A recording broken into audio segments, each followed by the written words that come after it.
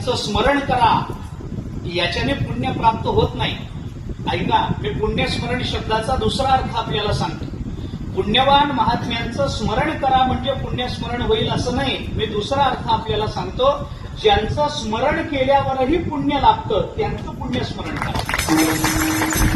ज्यांच्या नुसत्या स्मरणानं, ज्यांच्या नुसत्या चिंतनानं आपल्या जीवनामध्ये जर पुण्य प्राप्त होत असेल तर अशा महात्म्यांचं पुण्यस्मरण करणं आणि त्यांच्या चरणी नतमस्तक होणं हे आपलं कर्तव्य असतं. आणि त्या कर्तव्याच्या अनुषंगानं आजची सेवा माझ्या वाट्याला आलेली. 2 दिवस मला सेवा करायची, आज आणि उद्या. दोन्ही वेगवेगळे अभंग घेणार आहे. गोंधळात पडू नका. एकच अभंग 2 दिवस ठेवणार नाही. तुकोबारायांच्या शब्दाच्या तेवढ्या अंतरंगात जाण्याकरता तेवढी माझी बुद्धी नाही. मी 2